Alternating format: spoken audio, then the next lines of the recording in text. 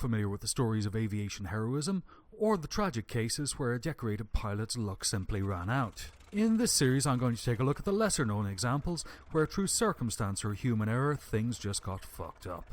Welcome to the first episode of Curious Aviation Tales. On the morning of January 1st, 1917, at the Admiralty Aerodrome in Manston, Kent, a crew were preparing for what would be their final flight of World War I. The aircraft was a Handley-Page O 100 heavy bomber. The aircraft was developed by Frederick Handley-Page and Captain Murray Souter. With a wingspan of just over 30 metres, it was the largest British bomber of its time. On the morning in question, Flight Lieutenant Henry Connell Vereker and his crew of 3 were making their way from Manston Aerodrome to Villers-Coublay Airfield, which was 8 kilometres southwest of Paris. The most sensible route would have been south down the east coast, southwest to Calais, and due south from Calais to Paris. The first problem the crew would have encountered was the weather. On the day in question, the weather was unsettled and the temperature rose to 12 degrees Celsius. As any native of the British Isles will tell you, this is almost tropical for January and usually accompanied by an overcast sky and rain.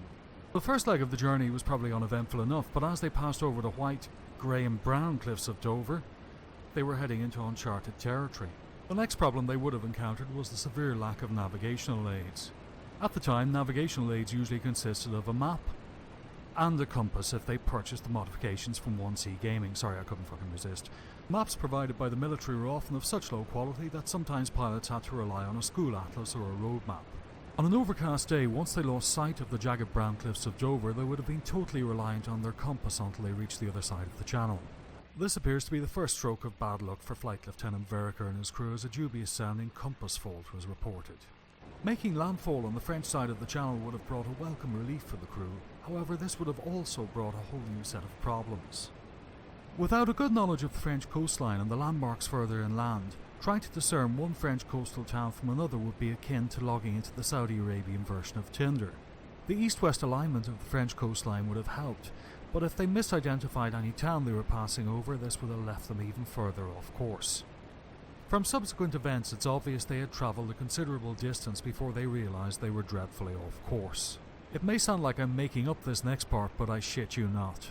In World War I, if pilots found themselves hopelessly lost, they would generally find some level ground near a farmhouse or a town, land and go and ask for directions.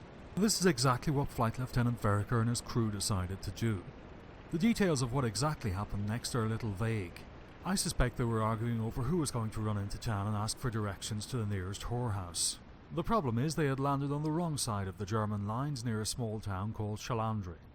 To make matters worse, a German patrol approached and captured them before they could either take off again or torch their aircraft. The final shot of Jip and the crew's ice cream sundae came when the Germans took the plane, repainted it and used it as part of their own bomber fleet. The victory was short-lived, however, as airframe number 1463 was destroyed in a crash on the 22nd of August.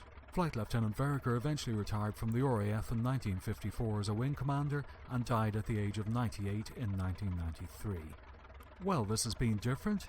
As always, I thank you very much for watching. Please don't forget to dislike or tell me to go fuck myself below.